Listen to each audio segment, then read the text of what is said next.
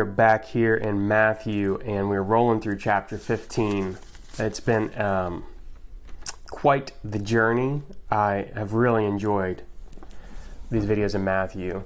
By the way, keep in mind as you're going through, put a comment down below on something that stands out to you. As you're reading through Matthew chapter 15, if there's something that stands out or something I say that you're like, I have a question about that, put it in the comments, man. Let's go. So anyways, we're picking up in verse 29 here in Matthew. It says, Jesus went on, chapter 15 of Matthew, verse 29. Jesus went on from there and walked beside the Sea of Galilee, and he went up on the mountain and sat down there. And great crowds came to see him, bringing with them the lame, the blind, the crippled, the mute, and many others. And they put them at his feet, and he healed them, so that the crowd wondered when they saw the mute speaking, the crippled healthy, the lame walking, and the blind seeing, and they glorified the God of Israel. So I think it's an interesting passage because Jesus went to the Sea of Galilee.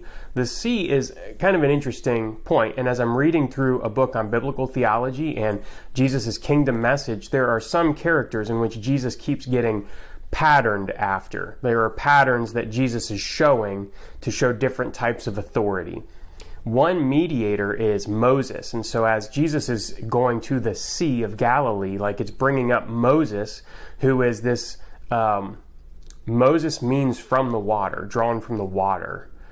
He's drawn from the water as a baby, right? The parting of the Red Sea, God allowing him to command the Red Sea and part the Red Sea. All these different things bring up these images, right? Striking the rock and water flowing from it. Moses and water in the sea are tied together. And so this is, to me, it's showing, okay, it's a kind of a subtle tie-in to Moses. And this isn't like, I don't think that's too far-fetched. I think a lot of people kind of point to this in some of their biblical theology discussions, but it also says he went up on a mountain and sat down. And so this is kind of interesting because sitting is seen as something that rabbis and teachers would have done at the time, but it also says he went up on a mountain. So I think there's some symbolism here as well, because oftentimes Moses in the St. Gregory of Nyssa, The Life of Moses, this book, he talks about the life of Moses and the structure of Eden as a mountain. And so the higher up the mountain at the very, very tippy top is God, right? And that's how we're supposed to structure everything. So it's this picture of how the world is intended to be structured according to God's plan, and it's a mountain. And so I think there's some symbolism here that the early church fathers probably dug into anytime we see that pattern of a mountain. I think it's alluding to this idea of structured order. So it says he goes up on a mountain and sits down, and great crowds came to him, right? What is that? At this point, it's all the nations, right? People are coming from all over and bringing their sick to him. The lame, the blind, the crippled, the mute, right? The deaf. So they put him at his feet and he healed them. So they're putting him at Jesus' feet. They're bringing them, they're sick and laying it at Jesus' feet. And Jesus is taking it on himself to heal them. And so they glorify the God of Israel. I thought that was interesting. Another aspect of the Moses story that pops up here is in the next story. And I think that there's some tie-ins between Jesus verses 32 through 39 here and another story that also ties into Moses. So I think it's kind of like a little bit of a setup here. But in verse 32, then Jesus called his disciples to him and said, I have compassion on the crowd because they have been with me now 3 days and have nothing to eat. And I'm unwilling to send them away hungry, lest they faint on the way. And the disciples said to him, where are we to get enough bread in such a desolate place, right? So a desolate place, to feed so great a crowd, so many people, right? And Jesus said to them, how many loaves do you have? And they said 7, and a few small fish. And I think 7 is an interesting number to use here. We'll get back to that as well. But I think this is a very highly Jewish symbolic section between the previous section that we read in this one. So 7. So verse 34, 7, and a few small fish. And directing the crowd to sit down on the ground, he took the 7 loaves and the fish, and having given thanks to them, he broke them. Having given thanks, he broke them and gave them to the disciples. The disciples gave them to the crowds. And they all ate and were satisfied. And they took up 7 baskets full of the broken pieces left over. Those who ate were 4,000 men, besides women and children. And after sending away the crowds, he got into the boat and went to the region of Magadan. So again, Jesus calls these people, he says, I'm going to have compassion on these people. And what happened is these people came out into a desolate place. So what does this mean? These people followed Jesus to a desolate place.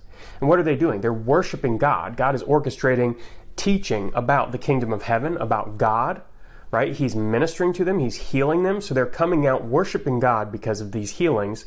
And they're in a desolate place doing this. In the Exodus story, they leave Egypt, go to a desolate wilderness place to worship God. That's the point. And in the wilderness, they become hungry and they start to gripe and they say, did God bring us to this desolate place just to not feed us? So a big part of the Messiah story in the prophets is this idea of providing manna and food. Like the early Jewish communities would have seen this as something the Messiah would do, would feed people. And so we see this as just another miracle in a lot of ways, but it actually is tied into a very big pattern in the Bible, which is the God that provides, right? And so this is tying this into the Exodus story in a different way. They're going out into the wilderness here, and the disciples are clueless, right? But then there's that 7. They have 7 loaves, and 7 is another symbol in Jewish tradition. 7 is a complete number. So 7 is the day of rest or complete creation. There were 6 days of creation, the 7th day of rest. And so there's this kind of fullness, a coming to completeness that is inherent in this number. And it's used over and over in the Bible in this way. And so Jesus isn't going to send these people away. This is another fulfilling and an allusion. It's alluding back to the Exodus story. They're in a desolate place. They're alluding to the water, the role of Moses that Jesus is fulfilling as mediator between people and God. He's healing people and taking care of their problems, which Moses actually did as well. And so this 7, right, he feeds their hunger completely. Just as the manna from heaven fulfilled or satiated the people, they were hungry, and the manna came down and they ate and they were full. And they did that every day. Give us this day our daily bread, right? And so Jesus is providing these people's daily needs as they're worshiping God. And they take up even 7 baskets full of the broken pieces left over. So not only was there a completeness in how full everybody was, but there was even a completeness in the abundance of this food that Jesus provided in this at this time.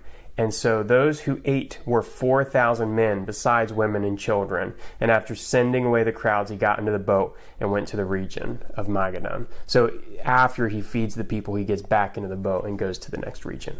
So I hope that was kind of an interesting take on verses 29 through 39. I hope that was some interesting stuff. If you have any questions about some of what I talked about or any interesting insight into this or the way that you see it, please put it in the comments, right? If you're watching these videos, like and subscribe. It really helps keep me motivated, and I love it.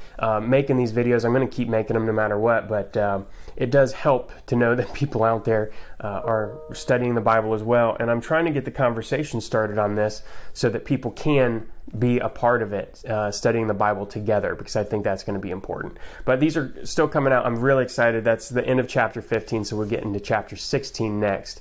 And yeah, that's all I have for today. So I'll catch you next time. All right, peace.